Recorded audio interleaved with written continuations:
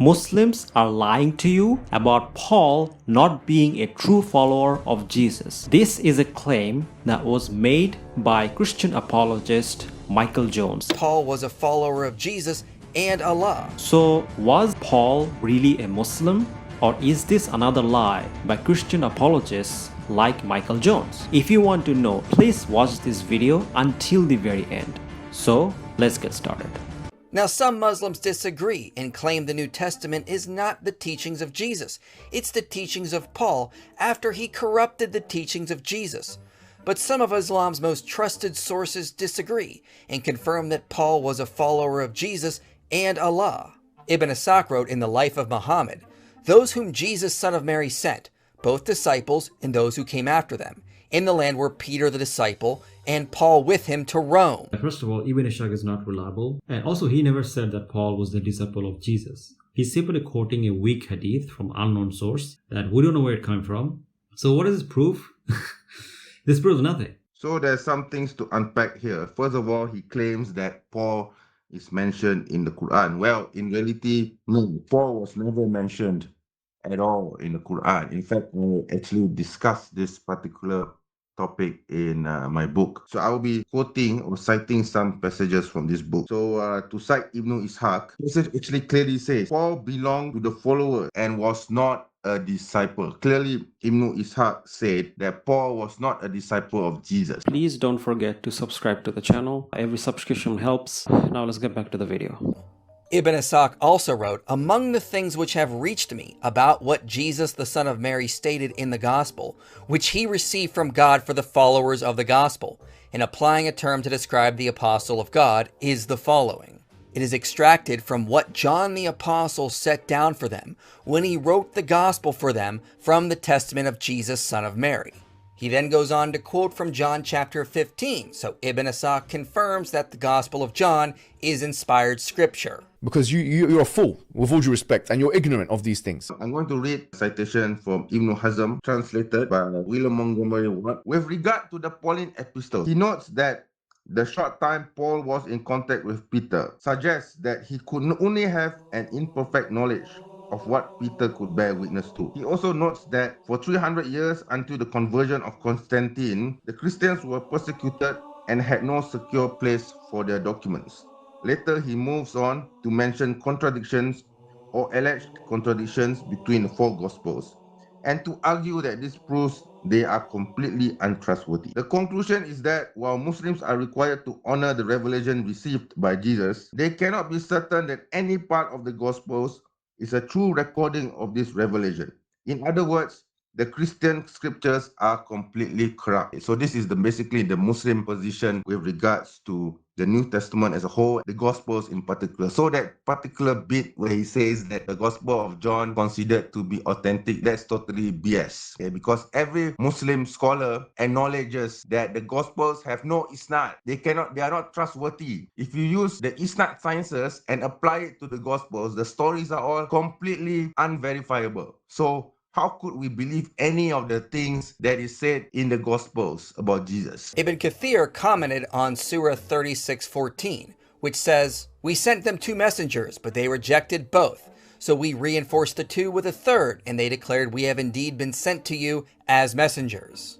Ibn Kathir said the first two messengers were Simon Peter and John, and the third was someone named Bulus, which is the Arabic name for Paul. Ibn Kathir himself actually refuted this claim. What? So I actually found a source in Arabic, some QA, where they clearly quote Ibn Kathir refuting this claim. Basically what he does is first he quotes this portion and he says that some scholars believe this area was like Byzantine. Later on actually refutes that claim and says that no, this cannot be Paul because the timeline doesn't make sense, right?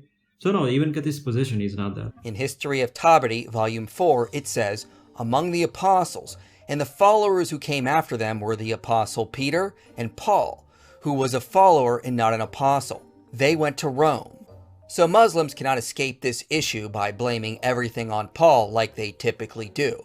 Islamic sources confirm that Paul was a follower of Jesus and part of the early Christian movement. I don't want peace. I want problems, always. Basic research would tell you that Imam Tabari and historians like him do not authenticate information. That's not their job. Their job is to simply collect information. So when Imam Tabari or Ibn Kathir or all these other scholars, when they're quoting a hadith, that doesn't mean that's their position. They're simply quoting a position. Okay?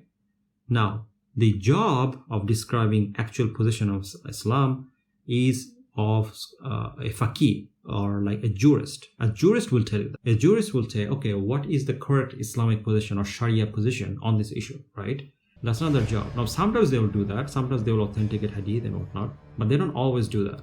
That's because their job as historian is to simply collect information, historical information, right? So just because Tabari or like Ibn Kathir is quoting a hadith doesn't mean that's their position. I hope I educated you on this. He's just basically just reading one tafsir author interpretation of Surah Yasin verses 1 to 3.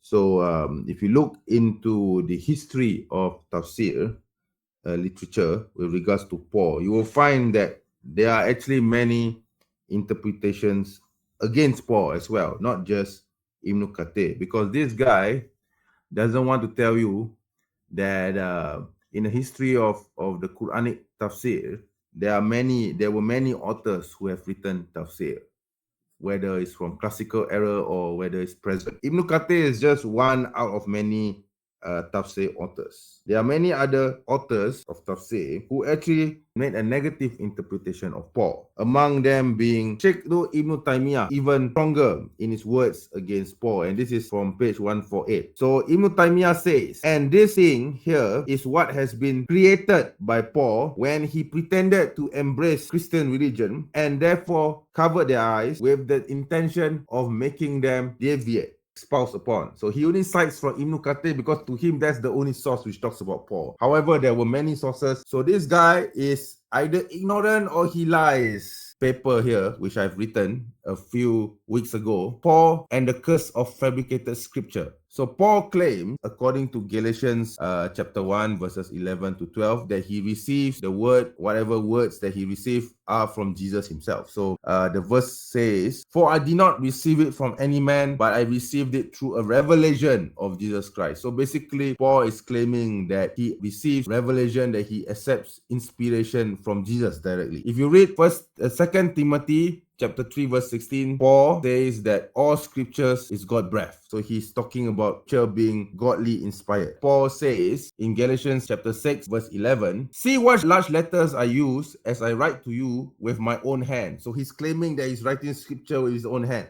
And then we have 2 Thessalonians chapter 3 verse 17, which says, I, Paul, am writing this greeting in my own hand. So he's writing scripture in his own hand. In 2 Peter, where he says, Paul wrote what ignorant people distort as they do the other scriptures. So by declaring that he has written scripture or has written doctrine by his own hand is something which the Quran explicitly condemns in Surah Al-Baqarah verse 79. So woe to those who write the scripture, who write the book with their own hands and then say, this is from God. So isn't this exactly what Paul is saying in Galatians chapter 6, 11 and 2 Thessalonians chapter 3 verse 17, and also much earlier where he claims inspiration from Jesus. Paul, where he claims revelation, he writes in his own hand. His writings are canonized as scripture, and he definitely gained theological supremacy, worldly recognition from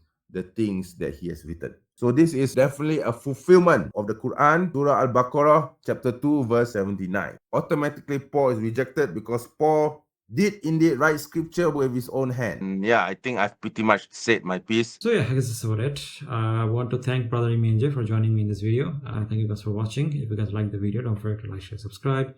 And if you guys want to support me, you can support me by becoming a Patreon or a YouTube member. See you guys next time, inshallah. Thank you guys for watching. Jazakallah khair. Assalamu alaikum warahmatullahi wabarakatuh.